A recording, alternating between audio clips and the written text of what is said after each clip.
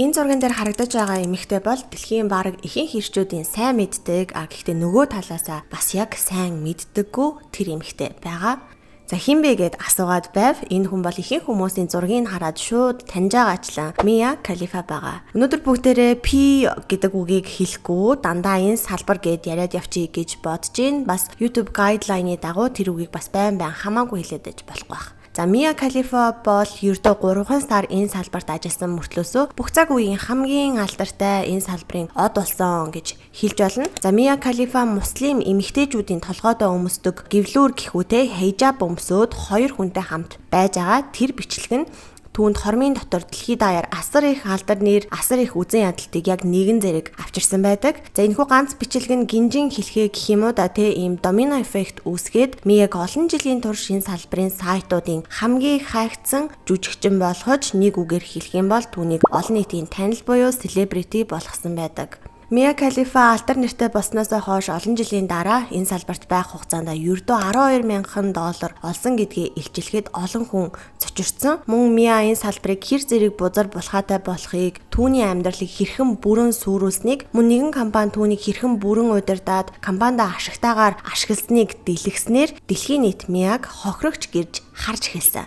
Гэвч Мия Калифа гэх эмэгтэй үнэхээр хохирогч уу гэвэл нэлээд эргэлзээтэй. Яагаад тэгэхээр Мия Калифа гэх эмэгтэй олон жилийн турш маш олон ярилцлага, за хэвлэл мэдээллийн хэрэгслэр орох болгонд өөрийнхөө тухай ярихдаа дандаа өөр зөрчилдөөн тээгөр ярьсан байдаг. Тэрээр анх ярихдаа нэг сэжиг бүхий бизнесмен түүнд анх нүцгэн зураг авалтанд орох санал тавиад, за улмаар ажмаар баг тархийг нь угаасаар агаад насан туршидтын видеонд орох хүртэл нь ятгаж оруулсан гэж ярьдаг. Гэхдээ энэ үйл явдал болохоос бүр өмнө нь Мия алдар нэрд хүрэхээсээ ч өмнө нь гэхүүтэй өөрийнхөө ил задгаа контентоо интернетэд үн төлбөргүй тавьдаг байсан тухай баримтууд нь байдгийн байлээ. Мөн түүнийг strip club-д бүжигчнэр ажиллаж байсан гэх бүртгэлүүд хүртэл олсон байдаг. За дээрэс нь тэр өөрөө тухайн үедээ насан туршидтын видеонд орохдоо сэтгэл хангалуун байгаагаа илэрхийлсэн байдаг. Миягийн ярьж байгаачлан тэрээр энэ салбарт 3 сар ажиллахдаа ердөө $12,000 олсон гэдэгч түүнтэй гэрээ байгуулсан компани нь түүнийг бараг 3 жилийн турш ажилласан $12,000 бүр $170 гаруй мянган долларыг олсон гэж мэдэгддэг. Дээрээс нь Мия энэ салбарыг маш хорон муухагаар дүүрэн гэж хид хидээ ярилцлаганд дурдсан мөртлөөсөө өөрөө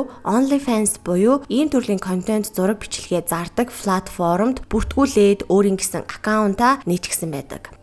Ингээ өнөөдрийнхөө дугаараар Мия Калифа гэх ирчүүдийн сайн таньдаг тэр эмэгтэй үнэхээр өөрийнх нь хийсэн шиг энэ салбарын хохирогч уу? Эсвэл энэ салбарын карьер нь дуусмагц шин дүр төрх бүтээж ашиг олох гэсэн худал хуурмгаар дүүрэн эмэгтэй байсан уу? Энэ тухай өнөөдөр бүгдээрээ дэлгэрүүлэн маш гүнзгий ярилцах болно.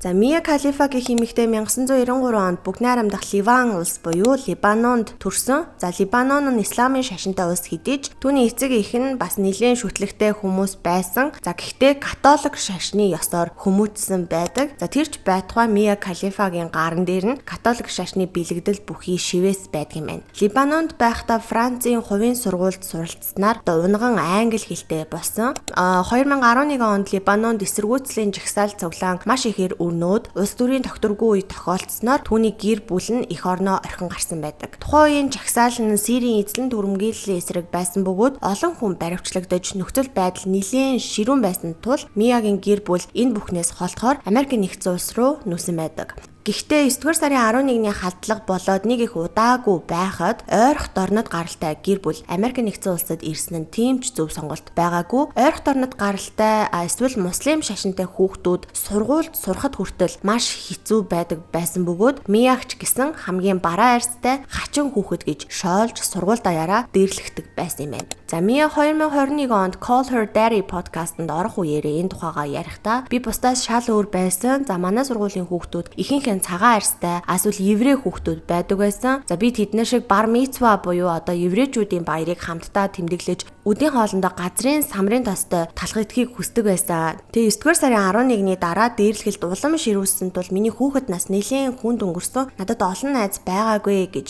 Мия ярьсан байдаг. It was me and a couple Indian kids, and that was it. I was the odd one out.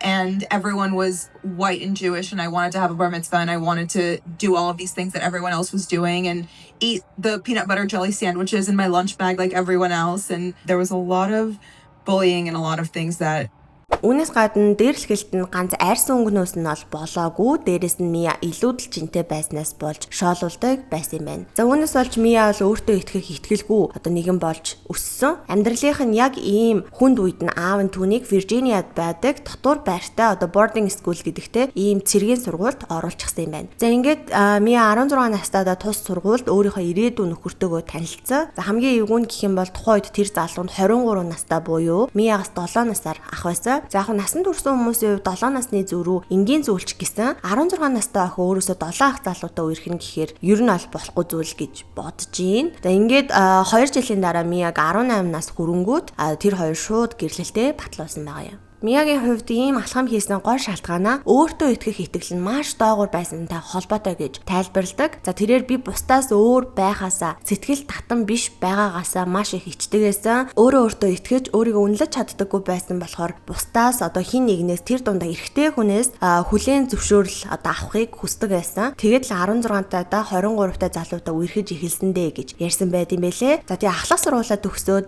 Мия Эл Пасо дахь Техас их сургуульд элсэж орсон. За тэрээр түүхийн чиглэлээр суралцаад 3 жилийн дотор сургуулаа хугацаанаас өмнө төгссөн гэж өөрөө ол ярьдаг. За цэргийн сургуульд байхдаа 100 ч гэсэн хичээл үзээд нэмэлт кредит цагууд цуглуулдаг байсан юм байлээ. За тэгээд тэр кредитүүд нь болохоор их сургуульд тооцогддог учраас Мия 3 жилийн дотор коллежид төгсөх боломжтой болсон гэж бол өөрөө ярьсан байдаг. Гэхдээ яг бодит байдал дээр түүнийг ингэж 3 жилийн дотор их сургуулаа төгссөн гэх ямар ч баталгаа нотлохоо байхгүй. Яагаад тэгэхээр энэ бүх цаг хугацаанд хүмүүс түүнийг Мия Халифа гэж ярьдаг байсан болохоос бүр яг өөрийнх нь жинхэнэ нэр хин гэдгийг хинч мэддэггүй хизэж дэлгэгдэж байгаагүй. За тэгээ би ихэн дуртахтаа Мия өөрийнх нь тухай ярихдаа дандаа өөр болгож одоо зөрчилдөөнтэйгээр яриад байдаг байсан гэж ярьсан да. Тэгвэл тэр өөрөөр яриад байдаг байсан зүйлийнх нь хамгийн ихнийх нь гэвэл Миягийн жин хассан тухай яриа байгаа. За тэрээр коллежид байхдаа өөртөө итгэх итгэлтэй болохын тулд жин хасгаар шийдээд ойролцоогоор 50 паунд буюу 22.6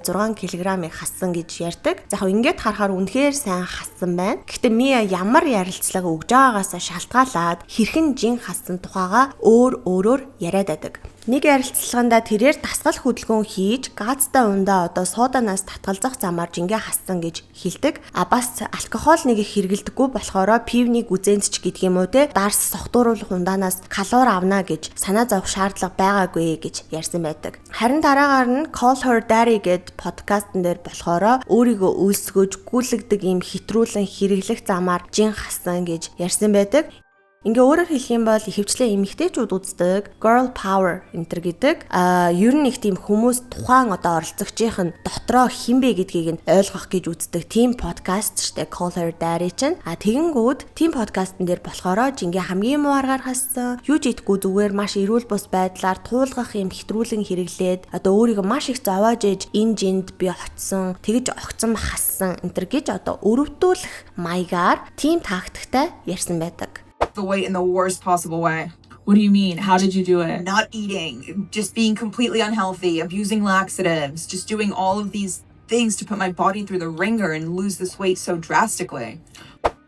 За ингээ ямар ч байсан айл жаргаар нь жингээ хассан байсан Мия өөртөө итгэх итгэлгүй байсан хിവэрээ л байсан. Яагаад тэгэхээр тарган байж агаад гинэд турчингууд арьсан сулраад унжаад байсан гэж бас өөрөө ярьсан. За ялангуяа хөхн бол амар унжсан гэсэн. Тэгээ энэ тухайгаа ярихдаа болохоор дөнгөж 20 настай байж иж бараг 4 хүүхэд хөхүүлсэн юм шиг унжсан болохоор нь бас л өөртөө итгэх итгэлгүй байсан. За тэгээ бикини өмсөж чаддаггүй хөхний даруулга өмсгөд хүртэл суларсан арьс нь ил гарчдаг байсан гэж Мия Халифа ярьсан байдаг.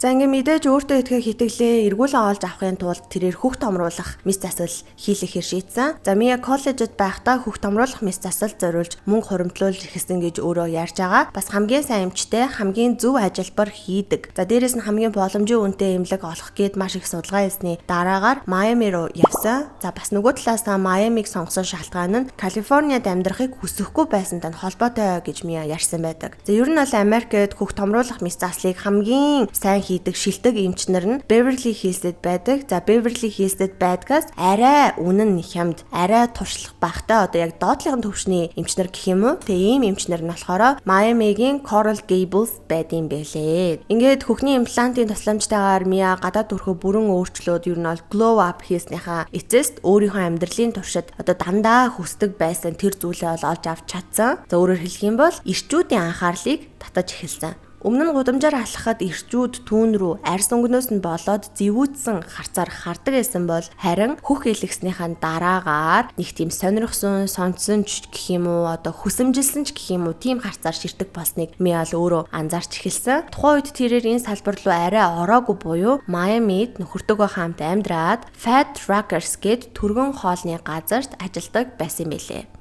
За ингээ 3 жил өнгөрсний дараа бол Мия коллежид төгсөөд авсан. Тэгээд нэг өдөр Майамид нэг молын урдуур алхаад явж байсан чинь хажууд нь нэг машин ирж зогсоод цонхоо онгойлгосон гинэ. За машин дотор нь дунд иргэм насны нэг эрэгтэй байсан. Тэгээд Мияг дээрээс нь доошоо нэг амар харснаа. Чи үнэхээр үзэсгэлэнтэй харагдчихээн. Нүцгэн зураг авалтанд ормоор байгаа бол одоо модель болмоор байгаа бол холбогдоорой гэд нэрийн хуудасаа өгсөн байгаа юм. Ингээ Мия бодож үзье гэж хэлчихэд гэртээ хараад нэрийн хуудсыг нь харсан чинь тэр хүний нэрийн хуудсан дээрх компани нь бүр асар том олон тэрбумын үнэлгээтэй корпорациудын нэг байсан. За Score Group гэдэг компани байсан юм байлаа. Майамид бараг 40 жилийн турш үйл ажиллагаа явуулж байгаа насан туршидтын кино, медиа салбарт нэлээд танигдсан компани байсан. Эхлээд Мия эргэлзэж байсан ч гэсэн дээр дурдсанчлан эрэгтэй хүнээс анхаарал одоо үнэлэмж аавна гэдэг нь Миягийн хувьд хамгийн их хүсдэг, насан туршдаа мөрөөдөж ирсэн зүйл байсан болохоор танихгүй хүнээс анх удаага ийм маягийн магтаал сайшаал авсан учраас гоё санагдаж эхэлсэн. За өөрөөр хэлэх юм бол огт танихгүй эрэгтэй хүн түүнийг нүцгэн модель хийх хэмжээний одоо үзэсгэлэнтэй гоё бие галбартай гэж үнэлсэнд нь Миягийн тархитлагын шууд эргээд явцсан. Ингээд зөвшөөрсөн байгаамаа. За энэ үед бол Мия гих залуухан эмэгтэй хамгийн бузар булаа, хамгийн будлаантай энэ салбар руу хөл тавьсан одоо уруу татагдсан анхных нь алхан болсон гэж Мия бол өөрөө ярьдаг.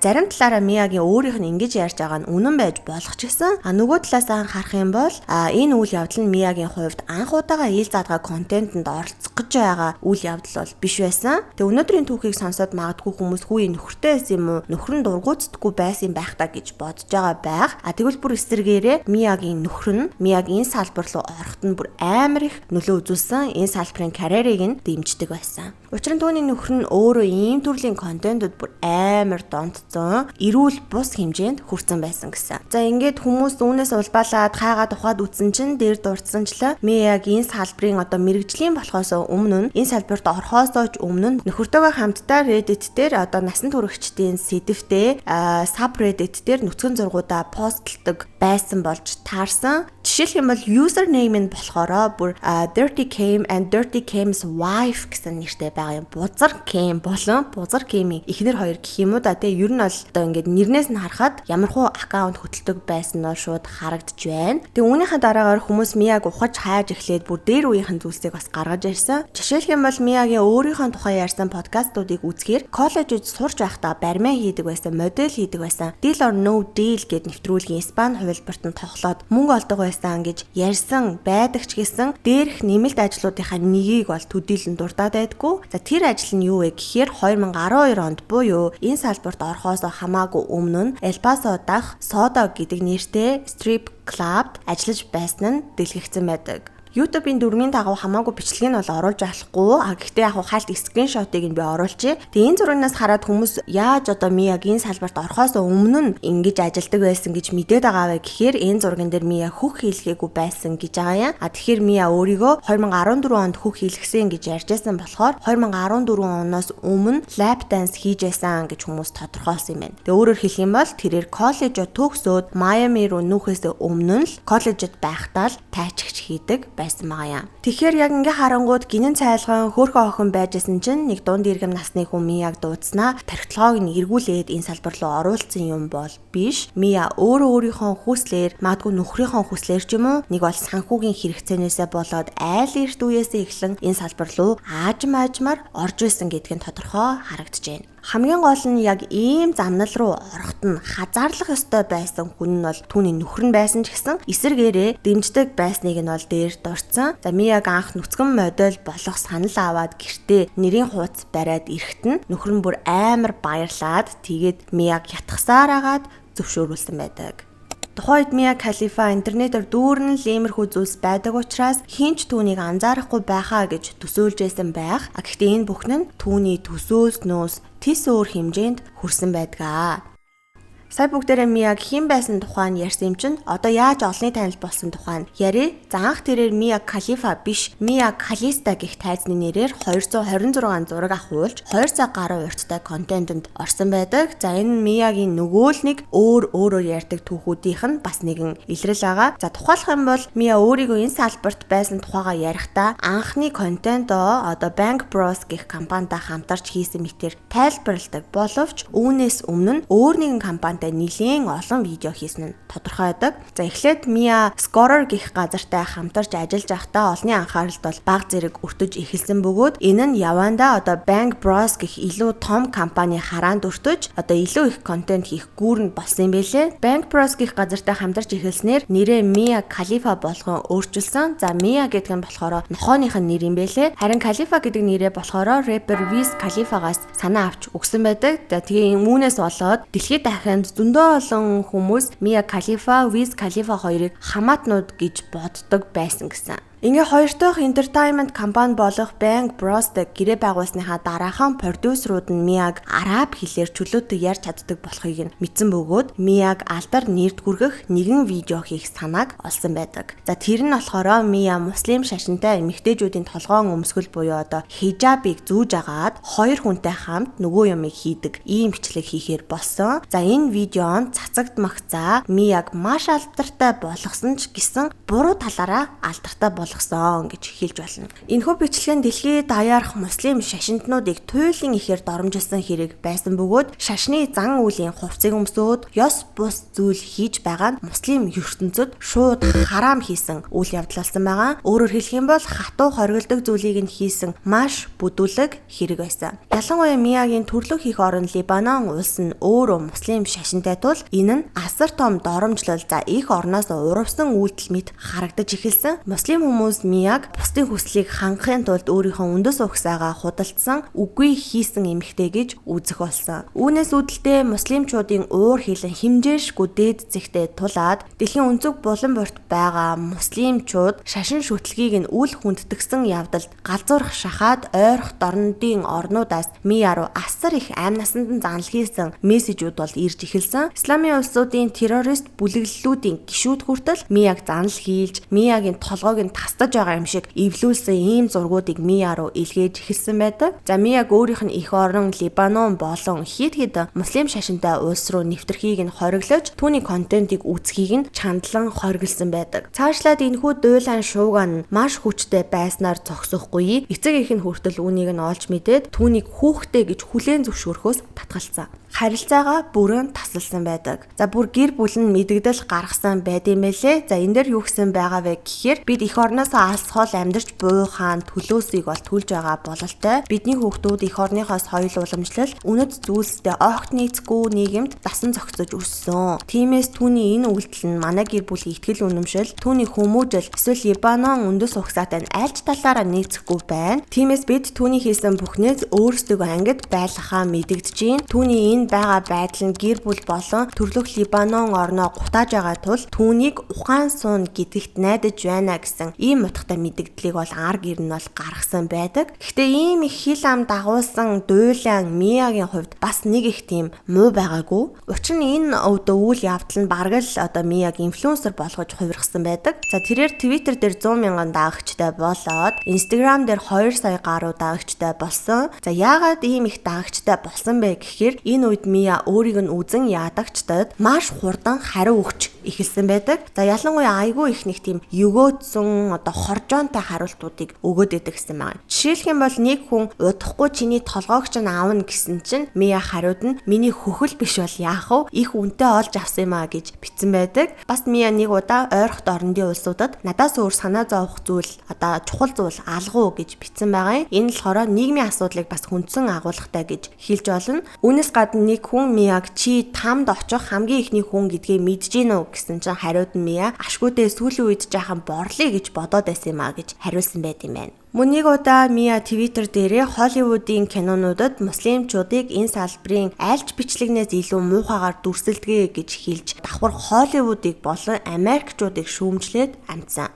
Гэх мэтчлэн Мия өөрөө одоо сошиал орчин дээр нэлээд их төвтэй байсан учраас Twitter дээрээ 100 мянган дагагч, Instagram дээрээ 2 сая гаруй дагагчийг бол маш хурдан цуглуулж чадсан байдаг. За мөн энэ үеэр бол Миягийн хувийн амьдралд дордож одоо бараг дээрдэж гэх үү те нөхрөөсөө салж таарсан. Гэхдээ хүн болгоно түүн рүү дайрж байсны хажуугаар Миягийн үйлдэлийг өмгөөлөх хүмүүс ч бас гарч иржсэн юм байлээ. Британи, Либанон гаралтай зохиолч Назри Алтала гэдэг хүн Мияг өмөрч байсан. За тэрээр сошиал дээр бүх эмэгтэйчүүд өөрийн бие махбодоо яахыг өөрсдөө шийдэх хэрэгтэй. За нэгдүгээрт бол Мия эмэгтэй хүн өөрийн бие яах нь түүний дуур. Хоёрдугаарт бол тэр бол дэлхийн нөгөө талд амьдарч байгаа өөрийн гэсэн үзэл бодолтой бие хүн учраас өөрийнхөө амьдралыг өөрөө удирдах хэрэгтэй. Зүгээр нэг төрөөд таарчихсан тэр Либанон улсдаа ямар ч өргөө гэж бичсэн байдаг. Яг ингээд сонсонгууд муслим шашны тэр үнэт зүйлийг нь мэддэггүй барууны ертөнцийнхэн эсвэл бидний шиг Азиудын хувьд юундаа сүржигнээд байгаа юм гэж бодогдох байх. Бас тухайн үед муслим биш хүмүүс тэр бичлэгийг нь үзээд тийм ч их бухимдаагүй. Харин муслимчууд өөрсдөө бухимдаад байсан юм шиг интернет дээр бичээдсэн мөртлөөсөө яг бодит байдал дээр тийсүр байсан. Мияг хоригдсан ойрхот орндын орнуудад Мия улам бүр алдартай болж байсан. Энэхүү дуулан эд дэгдэж байсан 2015 оны 1-р сарын 3-наас 6-ны хооронд түүний видеог хайсан нийт хайлтын 4-ний 1 нь Либанон буюу Миягийн төрлөх улсаас нь түүнийг хайсан байдаг. Үүнээс гадна Миягийн нэр бүх төрлийн хайлтын ангилалд цойлон гарч эхэлсэн. Тухайн үед зүгээр л Google дээр ороод үсэг тавихаар шууд Мия Халифа гэж гарч ирдэг байсан байгаа юм.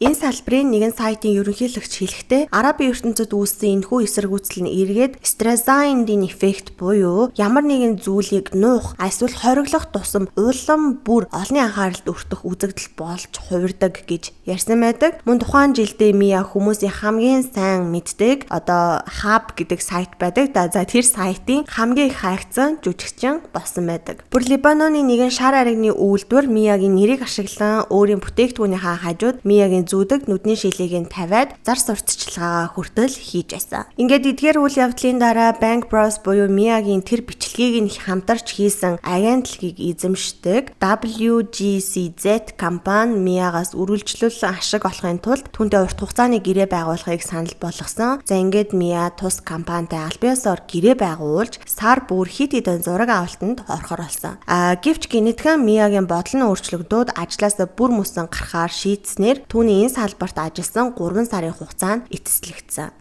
Гэхдээ Мия ингээд 3 сар болоод би гинэтхэн гарсан гэж ярьж байгаа ч гэсэн Bank Bros-оос бол бүр мөсөн холдоогүй бөгөөд Cam Girl буюу одоо камерын өмнө ингэж царай төрхөө харуулдаг модель хэлбэрээр үргэлжлүүлэн ажилласан байт юм байлээ. Ингэснээр нүцгэлэхгүйгээр өөрийн төрх байдлаараа царайгаа гаргаад мөнгө олох боломжтой болсон. Түүний 2017 онд энэ салбарыг бүрэн орхих хүртлээр яг ийм Cam Girl байдлаар ажилласан гэж үздэг юм байна.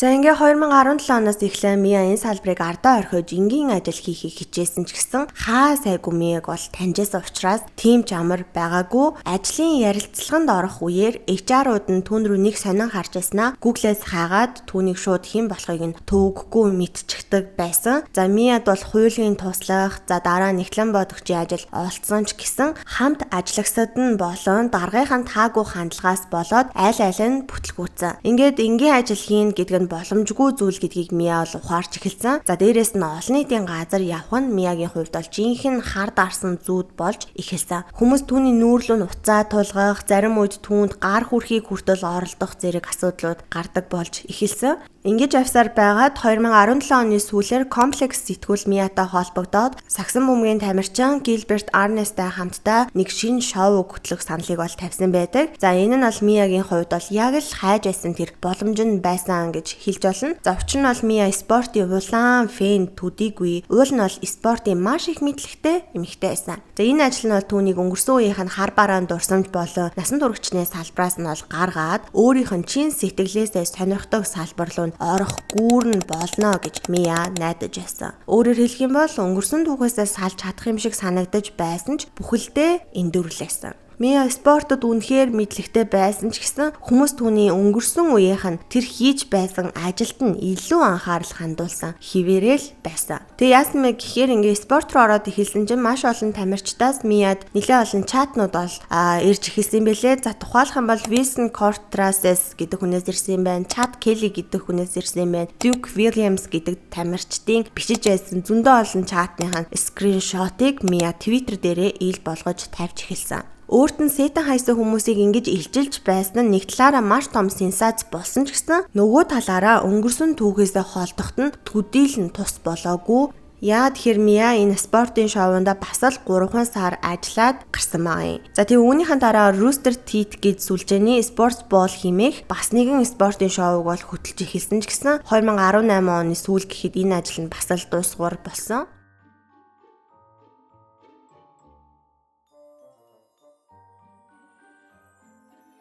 Мия насан туршидчдын сайтад нүтгэлснээс хойш аль хэдийн 3 жил өнгөрөөд байсан ч гэсэн түүний видеонууд 2018 онд маш алдартай хിവэрээ бүр нөгөө хаб гээд сайт дээр хамгийн их хайгдсан жүжигчдийн жагсаалтыг тэргүүлсэн хിവэрэл байсан. Яг нь ингээд харвал энэ салбар гэдгийг нь мартаад өөр нэгэн энгийн салбар ч юм уу те эсвэл зүгээр уран сайхны кинонд дүр бүтээсэн гэж төсөөлөх юм бол нэг салбарт ердөө 3 сар ажиллангуудаа ийм том хэмжээний алдар нэртэй мейнстрим одоо дүр төрхийг олж авсан нь бол үнэхээр том амжилт гэж харахаар байгаа. Гэхдээ яалтчгүй энэ салбар гэд бодонгууд шууд үнэлэмж нь унж байгаа.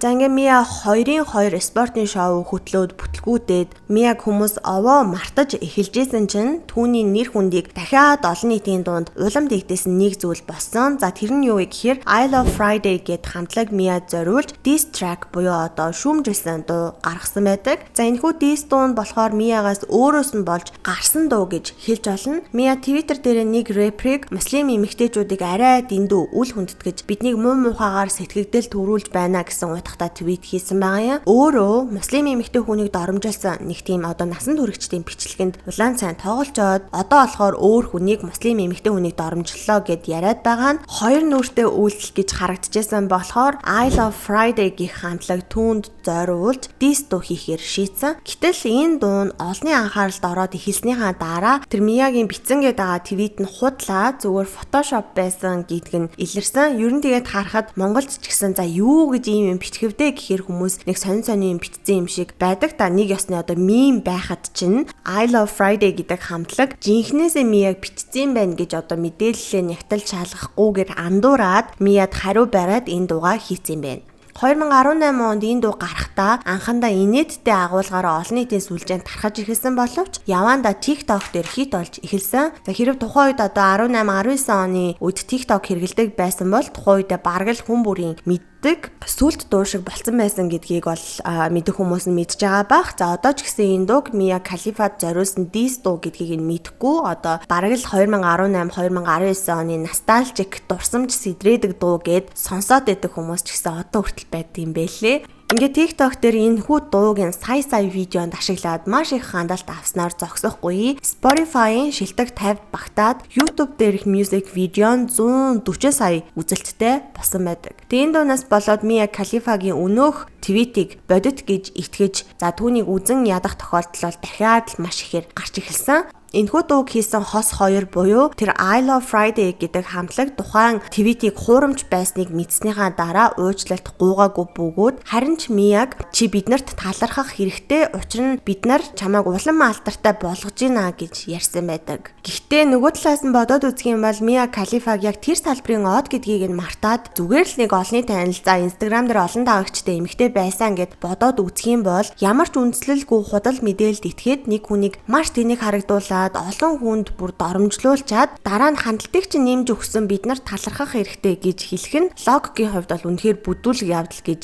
логикийн хувьд бол харагдахаар байна. Тэр эндээс болохоор хүмүүс хэр зэрэг дабл стандарттай гэдгийг нь харж болохоор байсан. Ингээд энэ дуу хит болж явах үед Мия бол ямар нэгэн тайлбар хийхгүй чимээгүй байсан ч гэсэн эцэст нь Мия энэ асуудал дээр ялж чадсан гэж хэлж болно. Учир нь энэ дуу тухайн хамтлагийн гаргасан цорын ганц амжилттай дуу байсан. За зарим дуучдыг бол ганцхан хит дуутай гэж шоолдог бол энэ хамтлаг ганцхан хит бадагтай гэж яригддаг болсон. За одоо бүгдээрээ Миягийн санхүүтэй холбоотой зүйлсийг жаахан яриа. За 2018 онд Мия амьдралынхаа хамгийн хүнд хэцүү үеийг туулж байсан гэж ярьдаг. Эх орондоо нэвтрэх эрхээ хасуулсан, гэр бүл нь холбоогоо тасалсан, гудамжаар явхад нь ч гэсэн хүмүүс түүнийг таниад доромжилдог болсон. За дээрэс нь интернетээр өдөр бүр доромжлуулдаг, хувийн чат нь үзэн ядалт одоо мессежээр дүүрж байсан. Яг үзэн ядагдаад ч гэсэн мөнгө олж исэн бол Мия арай дээр сэтгэл зүйтэй, арай сэтгэл хангалуун байсан байх. Гэхдээ Мия өөрийнхөө нөгөө бичлэгнүүдээсээ бараг ямар ч ашиг олж чаддаггүй байсан гэсэн. Тиймээс Мия энэ салбарын эсрэг дайн зарлахаар шийдсэн. Мия Халифа насан туршидтын контентэнд тоглож байх хугацаанд ердөө $12,000 олсон гэдгээ 2019 онд илчилж дэлхийн нийтийг цочроосон. За энэ бол маш том дуулаан байсан. Яг нь Монгол мөнгөөр 12,000 гэхэр 30-40 сая төгрөгч гэсэн Америкт дундаж цалинтай харьцуулах юм бол бараг юу ч биш. Дээрээс нь энэ салбарынхаа дундаж орлоготой харьцуулахад бүр үнэхээр одоо бохны мөнгө гэж хэлж болохоор байсан юм бэлээ. За хүмүүс бол Мияг маш алдартай байсан учраас угаасаа аль хэдийн бараг $1 саятан болсон гэж боддог байсан болохоор 12,000 гэж Мияг ярьж байгааг нь хүмүүс сонсоод Мияг бараг өрөвдөж эхэлцгээсэн. За дээрээс нь 2018, 2019 он гэхэд стил Мия алдартай хിവэрэ байсан болохоор энэ салбартаа байсаар байгаа гэж хүмүүс боддог гэсэн юм бэлээ. За ингээ үүнээс үүдээд Мия бүр BBC News-т ярилцлага өгсөн байдаг. Тус ярилцлагынхаа үеэр Мия нөгөө өөрийг нь алдартай болгосон нөгөө хижаб өмссөн бичлэгэнд орохдоо маш их айдас дарамтанд ор байсан гэж ярьдаг. Тус entertainment-ийн продюсерууд нь анх энэ санааг танилцуулахад Мия эхэндээ огт энэ санааг дэмжээгүй, энэ бичлэгэнд орох юм бол би шууд алуулнаа, би орохгүй гэж хэлсээр ахт нь продюсерууд нь хүчээр шахуу оруулсан гэж BBC News-т ярилцлага өгсөн байдаг. You must have known how provocative that was. I verbatim told them, you guys are going to get me killed. And they said, They just laughed. why didn't you then say, I'm not doing it? Intimidation. I was scared. За өөрөөр хэлэх юм бол Мия өөрийгөө энэ салбарын хохирогч болж бүх ашгийг нь тэр компанид хүртэж за хамаг сүрэг үр дагавар үзэн ядалтыг нь Мия бол ганцаараа амсаж байна гэж ярьсан. BBC-гийн хөтлөгч түүнээс тэд чамайг зүгээр л мөнгө олдог машин гэж харсан байх нэ гэд асуусан чинь Мия хариуд нь яг үнэ надад зөвлөх байгаагүй, хуульчч байгаагүй, яаж 21-р хүүхэд хувийн хуульчтай байх вэ гэж ярьсан байдаг. Ийхүү одоо энэ ярилцлаганд хэвлэл мэдээллийн хэрэгслэр маш их тараад зөвхөн нэг хэсэг нь л гэхэд YouTube дээр 18 сая үзэлтийг давсан байдаг. Ингээд энэ үеэс эхлээ Мия бол маш олон ток шоу, подкастуудад оролцож өөрийнхөө тухай яг хинбэ гэдгээ ярьж эхэлсэн бөгөөд хүмүүс түүнийг арай жаахан эергээр харж эхэлсэн. Үүнээс гадна Мия тухайн үед мэрэгжлийн тоогооч Роберт Сандберг гэдэг хүнтэй үерхэж эхэлсэн бөгөөд тухайн үед хүмүүсийн ярьж яснаар найз залуу Роберт Сандберг нь Мияг хэн болохыг за өмнө нь юу хийдэг байсныг нь огт мэддэггүй байж байгаад үерхцэн гэж ярьдаг юм бэлээ. Шинэ найз залуутай болсныхаа дараа Мия сошиал медиа за ялангуяа TikTok дээр идэвхтэй болж эхэлсэн. TikTok-оор дамжуулан хүмүүст өмнө нь хэний ч харж байгаагүй тис өөр талуудаа харуулж эхэлсэн. Мия өөрийнхөө өнгөрсөнд хийсэн алдаа, харамсдаг зүйлсээ травмагаа ярьж нээлттэйгээр одоо бичлэг хийж тавьсан. За тэгээ Bank Bros-тэй гэрээ байгуулахад нь тэр компани өөрийг нь хэрхэн залдаж манипуляц хийсэн талаар ярьж эхэлсэн. Үүний зэрэгцээ Мия нийгмийн идэвхтэй хүн болж эхэлсэн байдаг. За жишээлх юм бол Black Lives Matter гэд хөдөлгөөн явж байсан да. За тэр хөдөлгөөний үеэр маш идэвхтэй байсан. Дээрээс нь Миягийн хийсэн нэг үйлдэл нь бараг л олонний хайрыг гэхүү одоо магтаалыг бол хүлээж эхэлсэн байдаг. За ямар үйлдэл хийсэн бэ гэхээр бараг л одоо өөрийнх нь нэг бэлэг тэмдэг болсон нүдний шил байдаг шүү дээ. Одоо араамч гэх юм уу те. За тэрийг eBay дээр дуудлага худалдаагаар бараг $100,000 зараад цугларсан мөнгийг нь 2020 онд Бейрутын дэлбэрэлтэнд өртөгсдөд хандвалсан. Ингээд сонсохоор та бүхэнд айгууд нэг тийм танил сонсогдож байгааз Монголд ч бас нэг иймэрхүү үйл явдал болсныг та хэд бас сайн санаж байгаах. Баярмаа гэдэг эмэгтэй дотуур хувцас хэдлээ 20 илүү 40 сая төгрөгөөр зараад тэр мөнгөөрөө зодонд нэрвэгдсэн малчтад дачааны машин дүүрэн өвс авч өгч байсныг бол сайн санаж байгаа хаа. За ингээд эргээд Миягийн тухай ярих юм бол энэхүү сайн үйлсийн аяны үр дүнд маш олон хүн Мия Калифаг бол өмгөөлдөг, түүний талд бол зогсдог болж эхэлсэн. За хүмүүс Мия Калифаг залуухан жоохон байхдаа өөрийн хүслээр бус тархиа угаалгаж энэ салбарт орсон. За нөгөө алдартай видео 800 сая гаруй хандлттай мөртлөөсөө $12,000 олсон нь бол шудраг бус. Мия бол хүчрхэг эмэгтэй, бид түүнийг дэмжиж байна. Хэрэв Мияг одоо ч гэсэн 2 дугаар сувгаар харж байгаа бол танд өөрт ч асуудал байна гэх зэрэгээр маш олон хүмүүс Миягийн талд ордог болж эхэлсэн. За түүнчлэн хүмүүс бүр Мияг энэ салбарын хохирогч болсон гэж үздэг болж эхлээд Миягийн оролцсон бүх видеог устгахыг Bang Bros-оос шаардаж өргөдөл гаргасан. За тэр өргөдөл дээр нь бүр 2 сая орчим хүний гарын үсэг цугларсан байдгийн билээ. За энэ үед бол Bang Bros буюу нөгөө компани нь хариу өгсөн бөгөөд тэд нар бол ерөөсөө уучлалт гуйгаагүй, харин ч Миягийн хэлсэн бүхнийг нэг бүрчлэн няцаасан ийм тусгай веб сайтыг бол нээсэн байсан. Тэдний мэдгдснээр Мия 3 сарын дотор $12,000 олсон биш, харин ч эсрэгээрээ 2 жил 9 сарын хугацаанд энэ салбарт байхдаа $180,000 орчим долларыг бол олсон. За үүнийг нь тооцож үзэх юм бол сарын $5,393 буюу жилдээ $65,000 орлого олсон гэж ярьж байгаа юм. Мөн тухайн үед нь Майамид дундаж цалин $47,000 байсан бөгөөд дунджаас хамаагүй өндөр цалин авч байсан гэж Bang Bros Мияг ярьсан байдаг. За үүнээс үүдэн Миягийн мэдээлэл нь баг зэрэг хүмүүсийг төөрөгдүүлсэн шинжтэй байсныг хүмүүс бол баг багаар гадарлаж эхэлсэн. За өөрөөр хэлэх юм бол Мия яг тодорхой 3 сарын хугацаанд л $12,000 олсон байж болохч нийт орлого нь бол хамаагүй их байсныг хүмүүс бол ойлгож эхэлсэн. Инхээр Мия $12,000 олсондоо биш, өөрийнх нь видеонууд олон жилийн турш ашиг олсоор байхад өөрт нь ямар ч royalty буюу одоо хувь ашиг орж ирэхгүй байгаад л Мия гомдлсон болохыг нь хүмүүс гадарлаж эхэлсэн. Гэвч энэ салбарын жишгээр жүжигчт нь нэг сценд тоглохдоо $1,000 орчим авдаг гэсэн үнэлгээ байдаг бөгөөд Миягийн авсан $12,000 гэдэг нь стандарт үнэлгээ болж таарсан байдаг. За түүнчлэн Bang Bros Мияг нийт 28 видеонд тоглосныг нь баримтаар харуулад Мияг 28 видеонд ороод $178,000 олсон гэдгийг нь зарласан. Тэгэхээр энэ компанитай хамтрахаас өмнө нь нүцгэн зураг авахсан энтриг нь тооцоод үзэх юм бол үүнээс ч их мөнгө олсон болж таарж байгаа юм. Харин залдуулж гэрээ байгуулсан гих тухайд нь Bang Bros компанийн мэдэгдэхтэй компани ингээд нэг тодорхой хугацаанд гэрээ байгуулъя гэд Мия санал болгосон чинь Мия эсэргээрээ тэр одоо санал болгосон хугацаанаас нь илүү урт хугацаагаар гэрээ байгуулахыг хүсэж нөхцлөө тохиролцсон гэж. За дээрэс нь бүр Миягийн нэг бичлэгийг нь ил болгосон. За тэр бичлэг дээр Мия 7 хоногт нэг зураг авалтанд орох одоо ийм гэрээ байгуулж чадсандаа бахархаж ярьжсэн байдаг. I'm on contract with Bang Bros now for 6 months. I'm only shooting with Bang Bros. One scene a week. Мөн нөгөө алдар нэр шүүмжлэлд агуулсан хижабтай хэсгийн тухайд Bang Bros компанийн мэдэгдэхтэй Мия өөрөө тэр бичлэгний бүх бүтээлч байдалд нь хяналт тавьж ажилласан. Өөрийнхөө дур хүслийг хэрэгжүүлж байгаадаа баяртай байгаагаа ярьж байгаа бичлэгийг нь бас дэлгэсэн байдаг. All of my scenes will be on there. My scenes from now on will be on there. I'm running the whole thing. I write everything on it. All the descriptions are me. All the scenes are my idea. It's basically like my jump site for all of my dirty fantasies, and Bang Bros is letting me do all of them. Like, I come to them with my fantasy and my, I guess, alter ego.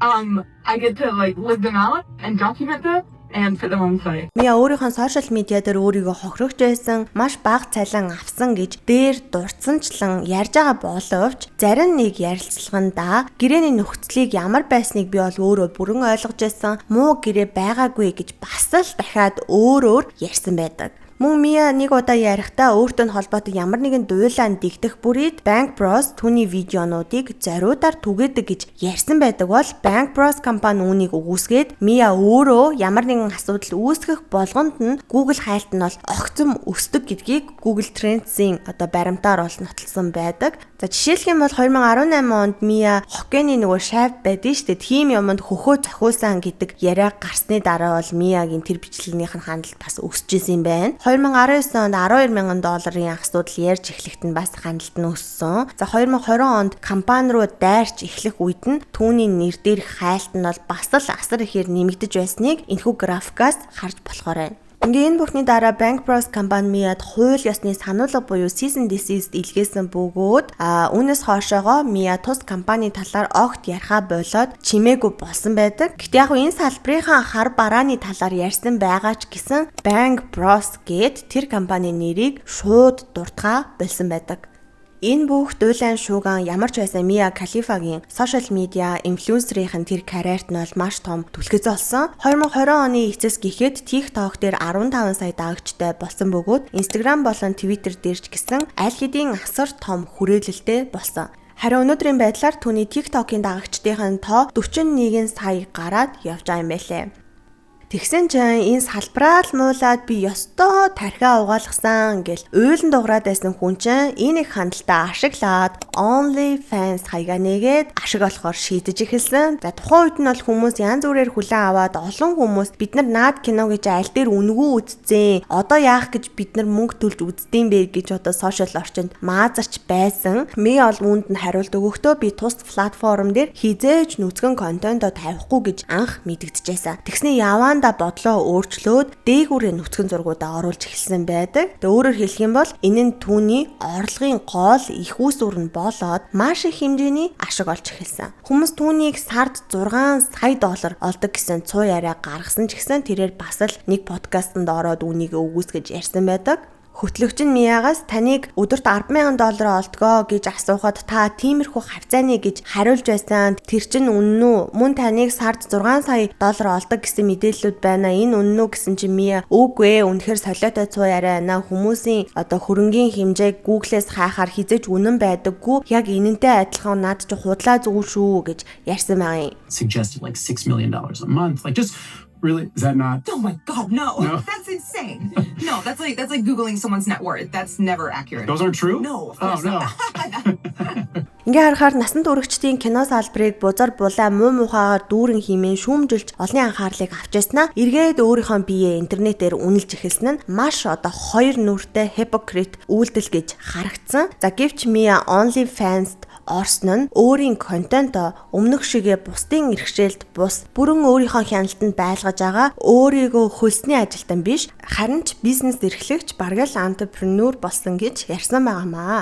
За мөн нэг мэдээлэл гаргасан байгаа. За энэ дээр юу гэсэн байгаа вэ гэхээр одоо би OnlyFans-аар дамжуулан өөртөө итгэх итгэлтэй хүчрэхэг байгаагаа мэдэрч байна. За учир нь би тэнд бүх зүйлийг өөрийнхоороо хийдэг. Тэнд ямар ч нүцгэн зүйл байхгүй. Би хүмүүсийн хүлээж байгаа зүйлийг хийдэггүй. Би өөртөө итгэлтэй мэдрэмж төрүүлэхүйц хөгжилтэй үзэсгэлэнтэй зургуудаа л тавьдаг. Мөн надад бүдүүлэг хандсан хүмүүсийг шууд блок хийх нь надад хүч чадал өгдөг. Тэгээ миний контентыг интернетээс үнгөө олж үзэж болно шүү дээ гэж хэлж байгаа хүмүүст тэгвэл тэр интернет рүүгээ яваад хайхгүй юу гэж хэлэх боломжтой байх нь гайхалтай мэдрэмж гэж одоо Mia Khalifa бичсэн байгаа юм. За эндээс харах юм бол Mia өөрийнхөө цээж нүцгэн зургаа оруулдаг мөртлөөсөө яг бодит байдал дээр ярихдаа би нүцгэлээгүй штэ гэд яриад байгаа нь хүмүүст яг нүцгэн байгаа мó нүцгэн биш байгаа мó гэдэг асуултыг төрүүлээд тэгээд хүмүүс яг тэрийг нь мэдхийн тулд төлбөрийг нь төлөөд OnlyFans хаяг руу ордог байгаа юм. Тэгэхээр нэг ясны одоо маркетингийн арга барилч гэдэг юм уу тийм юм энд явагдаад байгаа гэдгийг харж болохоор байна. За Миягийн хоёр нүртэй эсрэг тесрэг юм ярьдаг үйлдэл нь бол ингээд дуусаагүй. Сүүлдээ өөрийгөө залуу үеийнхэнд буруу үлгэр дуурал үзүүлэхгүй байхын тулд би ийм юм хийж байгаа гэж тайлбарладаг болсон. Мия ярихдаа би өөрөө энэ салбарт байж иж бусдад битгий ор гэж хэлхэн зөрчилдөөнтэй л дөө. Гэхдээ битгий ор гэж хэлж байгаа юм бол биш. Харин битгий тийм залуудаар дараа нь харамсах зүйлс бүүхий гэж би хэлж байгаа шүү өнтер гэсэн зүйлийг ярьсан байдаг. Үүнээс харах юм бол Mia Khalifa гэдэг эмэгтэйн зорилго нь үнэхээр залуу охтыг энэ салбарт орохоос сэргийлж байгаа юм шиг бол огт харагдахгүй байгаа. Өөрөө залуудаа орсон салбартаа ингээд үргэлжлүүлэн ажиллаад түүнээс ашиг олсоор байгаа энэ байдлыг нь шинээр одоо энэ салбарт орох гэж байгаа охтуудад бараг л түлхэц болно гэхээс хойш нь бол татахгүй. Дээрээс нь өөрийгөө мүлжлөгт өртсөн гэдэг тэр үеийнхэн тайзны нэрийг буюу одоо Mia Khalifa гэх нэрээ одоо хүртэл ашигласаар байгаа нь ярьж байгаа зүйлээсээ логикийн хувьд бол асар хол зөрүүтэй байгааг нь харуулж байгаа юм. За дараагийн ярих зүйл гэх юм бол Mia Khalifa 2021 он 9 сарын 16-нд OnlyFans-д орсныхоо 1 жилийн ойг тэмдэглээд бахархаж байгаагаа олон нийтэд мэдээлэлсэн. За тухайн жил бол түүний хувьд ерөнхийдөө дажгүй өнгөрсөн бөгөөд тоогооч найз залуугаасаа салаад удалгүй рэпер за Jhaiko гэдэг хүнтэй бол үерхэж эхэлсэн юм байлээ. Гэхдээ 22 онд бол бас салсан байдаг. За ингээ 2022 онд бол олон нийт бол түүнийг дахин илүү эргээр хүлээн авч эхэлсэн. За 2022 онд Mia Playboy сэтгүүлтэй хамтарч ажиллахаар болсноо зарлаад улмаар 2023 онд Shay Tan хэмээх одоо биеийн гоёл чимэглэлийн брэндээ ол үүсгэн байгуулсан байдаг. Нэр нь араб хэлээр сатан буюу одоо чөтгөр гэсэн утгатай юм байлээ. Хүмүүс Mia угаасаа хэсэг байж байгаа л олонний анхааралд орох зүйл хийдэг гэдгийг нэгэнд мэддэг болцсон болохоор одоо ийм сатан гэсэн нэртэй брэнд үүсгэн байгуулахад нь нэг их одоо ярихгүй ач холбогдол өгөхгүй байгаад байсан чинь Mia дахин нэг том дуйлан шууганд бол орооцолцсон. 2023 оны 10 дугаар сарын 7-нд Хамас бүлэглэл Израиль руу довтлоод дэлхийд даяараа бол Израиль Палестин гэд хоёр хуваагдаж эхэлсэндээ. За Mia мэдээж олонний анхаарлын төвд байхыг хүсдэг зарчмаараа энэ үйл явдлыг бол алдалгүй нэрээ холбоод амьдсан байдаг. За яасан бэ гэхээр өөрийнхөө Twitter дээр энэ одоо халтлагын нөхцөл байдлын тухай биш бүр тис хөндлөн зүйл бичсэн байгаа юм. За юугээ бичсэн байгаа вэ гэхээр Палестины эрх чөлөөний төлөө тэмцэж байгаа хүмүүст утсаа хөндлөн харуулж бариад бичлэгээ хөндлөнгөөр нь хийгээд өгөөч гэд дамжуулаад хилээд өгөх хүн байна уу гэсэн ийм одоо нарийнч гэх юм уу ийм утгатай юмыг бол бичсэн байсан байлээ. Палестиныг уу Израилийг уу аль-алийг нь дэмждэг байсан ийм эмгэнэлтэй үйл явдал болоод маш олон хүмүүс өгөж хатжаахад сайхан кино үзэж байгаа юм шиг ийм увайгүй юм бичсэнд нь бол хүмүүс бол бүхэлдээ бухимдаж эхэлсэн. За Mia бол энэ Twitter-ээр дамжуулаад Палестиныг дэмжиж байгаагаа илэрхийлсэн гэж өөрийгөө ярьж байгаа ч гэсэн Playboy компани түүний хэлсэн үгийг байж болохгүй гэж үзээд хамтын ажиллагаагаа бол бүр мөсөн цуцалсан. За үүний хариуд нь Mia бол Палестиныг дэмжсэн нь намайг бизнесийн боломжоо алдахад хүргэсэн гэж хүмүүс бодох байх. Гэхдээ би зионистуудтай буюу одоо Израилийг дэмждэг эзлэн түрэмгийлэгч нартай бизнес эхлүүлж байгаагаа урьдчилан шалгаагүй дээ. Өөртөө уурлаж байна миний буруу гэж одоо Playboy сэтгүүлийнхнийг Израилийг дэмждэг мэтэр бичсэн байгаа юм. Тэгэхээр өөрөөр хэлэх юм бол ямар талыг дэмжиж байгаад нь биш ямар үйл явдал дээр ямар тэнэг жоок хийснээс нь болоод хамтын ажиллагаагаа цуцлсныг нь Mia өөрөө ерөөсөө огт ойлгоогүй байгаа юм. За ингээ 2023 оны энэ Израиль-Палестины сенсац нь овоо намжаад байжсэн чинь 2024 онд Mia дахиад нэг сенсац гаргаж ирэхгүй бол бас л хандлт нь унаад байсан болохоор Mia өөрийгөө ADHD, OCD, за дээрээс нь бүр аутизмтай хэмээн мэдэгдэж олонний анхааралд орж эхэлсэн. Тэрээр нэгэн ярилцлаганд орохдоо би өөрийгөө баг зэрэг nerd хүн гэж боддог. Би 7 дугаар ангидаа ADHD, харин ахлах сургуультай OCD болон аутизмтай гэж онцлогдсон гэж ярьсан байдаг юм лээ. Гэхдээ энэ дээр нь ямар нэгэн одоо нотлохоо баримт бол байхгүй. Тэгээ өмнө нь бол Mia өөрийгөө хизээж тэгж дурсаж байгаагүй.